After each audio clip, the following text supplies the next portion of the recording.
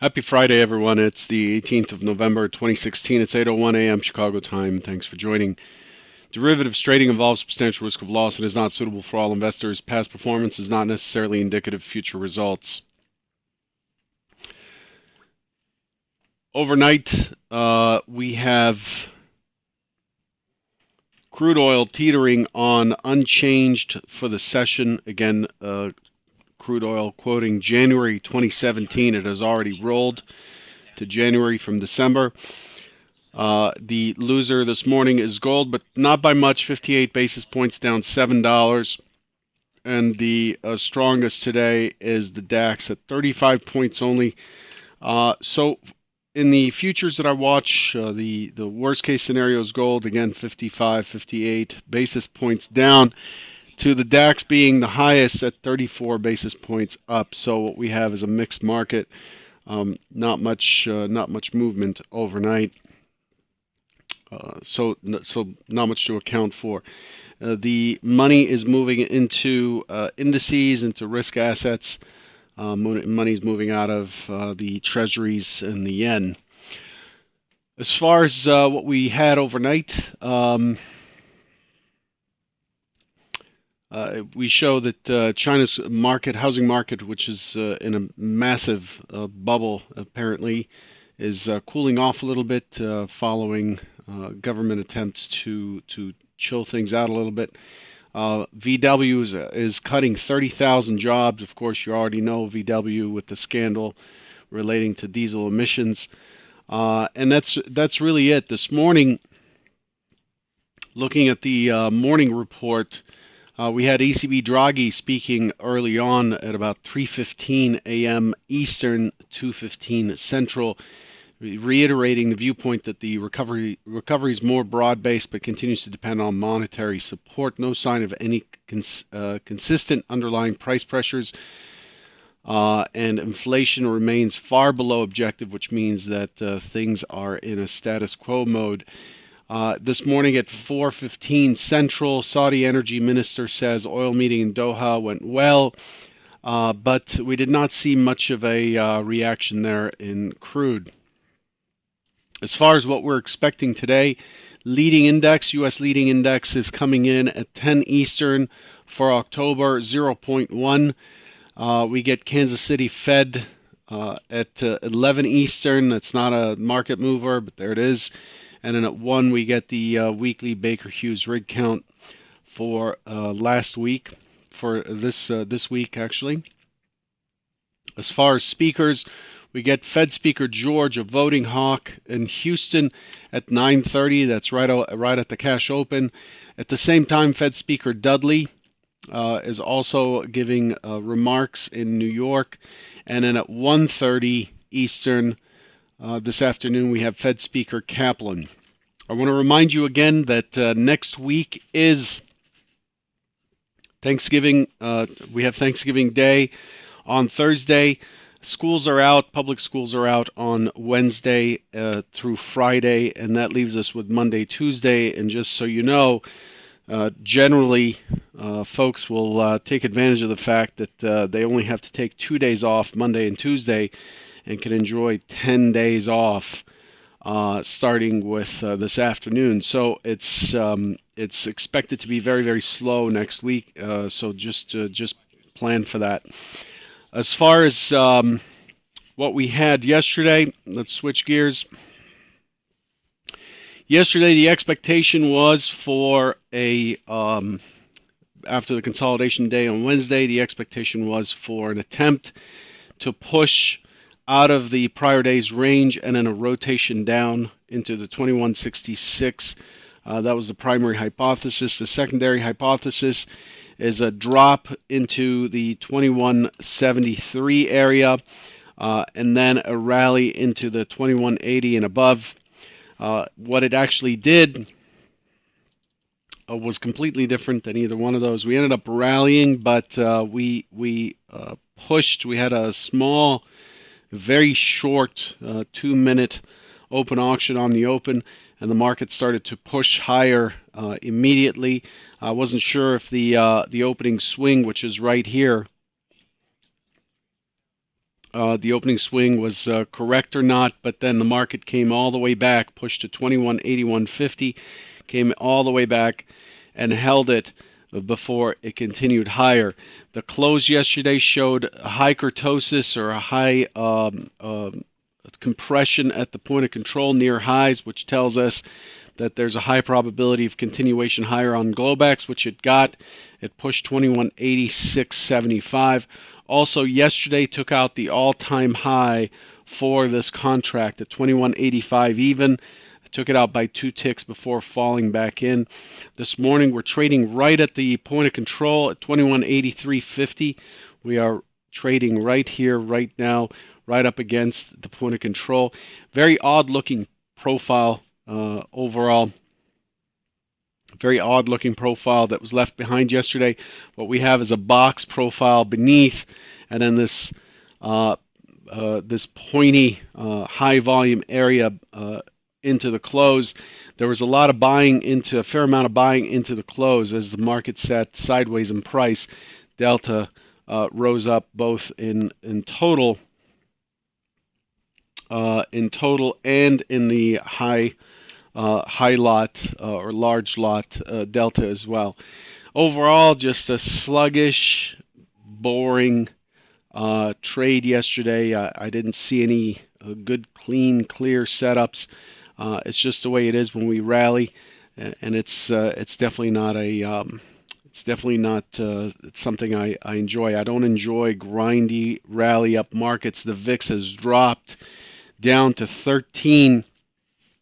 If you look at the VIX here, this is what it's doing. I mean, it's consistently dropping. Let's bring that out to say a 15-minute. You can see how the VIX just falling after the election. The election had a pretty good reading, but it was already higher before the election. It's just dropping, and we continue to see that in our day-to-day ranges and so on. So that's where we are as far as what we did yesterday. What we did overnight, here it is. We opened, we pushed a little bit higher to the 85.50, which was the high of the prior session, and then we came back to the middle of yesterday's range basically and traded sideways through the Asian session. And then when Europe opened, it immediately went into sell mode, tested 2176.50. Which is about where we pulled back to yesterday before the rally, and then it started to rally all the way back up to 2186.75. The volume's pretty decent. It's not great, but it's better than the prior day. The prior days had 168,000. Last night, 191,000 contracts. The overnight inventory seems balanced to me. If you look at the delta, it's pretty much at zero. If you look at the price imbalance versus yesterday's close, it's pretty much in line. It's flat, so it's likely to be a choppy open. This morning with very little gain from last night's profile. Again, we have a box profile yesterday. Mostly, this having a box profile, volume profile, basically says that prices traded the same up and down the ladder.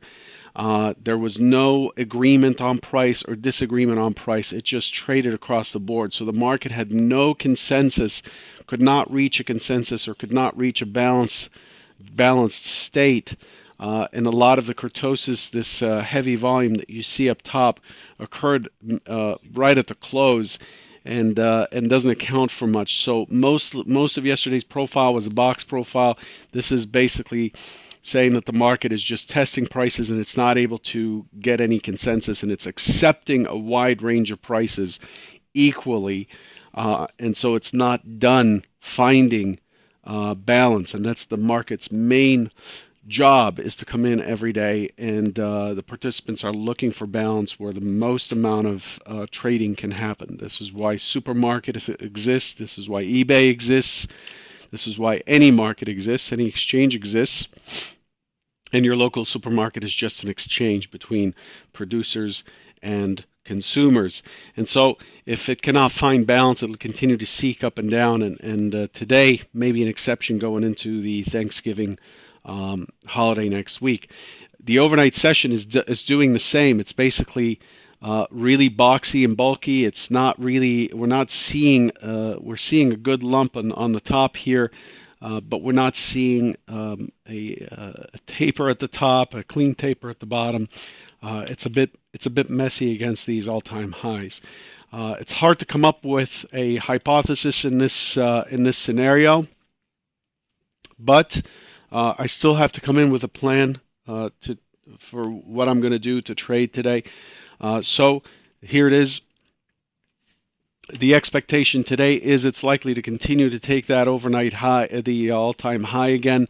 So the expectation is open, push higher, and then fall back in like it did yesterday, and then continue to drift sideways into the afternoon. I expect that by 10:30 Central today, which is when the cash closes in Europe, 11:30 Eastern. I expect by that at that point for volume to just fall off a cliff, and for things to get really choppy. But the primary hypothesis is for a test up, fall back in, go sideways, and then the alternative is, of course, for the market to fall early, find its buyers, and then push back and take out the high again. In either case, we're continuing with the trend up theme, not seeing any reason I would consider this to be toppy. The market generally tops out by having a neutral day or a neutral extreme day. It generally does not top out by having a trend down day after it's been trending up. Anything can happen though. One last thing, I have 2 more minutes. I want to talk a little bit. Someone was challenging this idea that I keep pushing out, that I believe is fact, and it's the old gambler's fallacy. If anybody knows, there's a way to compute the probability of a heads or tails in a fair coin. The overall probability of a fair coin over a large sample is 50%, 50-50. There's a 50% chance of getting heads or tails. But the probability of flipping 2 heads in a row can be computed as, the probability of an outcome, which is 50% to the power of how many ever tosses there are. So 0.5 to the power of 2 is 25%, to the power of 3 is 12.5%, power of 4 is 6.25%, so on and so on and so on. And that's basically telling you what is the mathematical probability of getting 4 heads in a row is about 6.25%. However, we keep having to deal with this issue that is built into our minds, that is that as you get losses, as you continue to get losses, you're bound to get a winner, or as you get winners, you're bound to hit a loss. So you should stop or slow down or cut your size or whatever. And that's what's called the gambler's fallacy. It's a really important thing for traders to know and recognize, and it's not how real life trading works. The probability of you getting heads on the next flip is always 50-50. It's always going to be 50-50, and it has nothing to do with the outcome of a fair coin over a large sample. Just remember that when you are taking loss after loss after loss, and assume that because you've taken so many losses, you should increase your size because the wins are likely to come. The wins can evade you for quite a period of time. To test this, all you have to do to test this is take a coin and flip a coin 20 or 30 times and to find out that it isn't 50-50. And so trading is the same. So just because you took 3 losses in a row shouldn't mean that you should bet the farm on the 4th trade because you've taken so many losses. The next one is likely to pay out. It's kind of like a slot machine thing. A slot machine doesn't pay for a long streak. You watch someone sit there and feed the machine with dollar coins or quarters or whatever and pull the lever and nothing pays out. And then the person leaves and you're anxious to jump on the machine because you think that the machine has not paid out and it's programmed to pay out at a certain point, and therefore it's likely to pay out now that that other person has left and after 100 tries did not get a penny out of the machine. Every instance or every sample or everything that happens in trading, the very next thing is consistently has an unknowable probability. It has nothing to do with the win rate of a system. It has nothing to do with anything like that. I know that's an argument that people keep having to wrangle with, but that's a fact in trading. And what that means is that you cannot do anything about the outcome of a trade except to manage the risk of the trade. So all those conversations about control your risk, it's not just academics, it's the truth. You have to make sure you understand that no matter what you do, no matter how perfect the setup looks, absolute picture perfect setup, it can still cause a loss. And therefore, the only control you have really is to make sure that you're managing risk versus the payout for when the actual payout comes, right? When the edge shows up. And the market operates in cycles. There are volatility cycles, there are compression cycles, there are cycles for swing traders, cycles for investors, cycles for day traders, and on and on and on. And our job is to come in day out, assess where the context is, and that's what the Trader Bite's about. Have a plan in hand, and then play the cards as they show up. Play the probabilities as they show up, and just manage your risk and let the market kind of do what it does. Good luck, and hopefully you gain something from this. Good luck, and have a great weekend, everybody. Take care.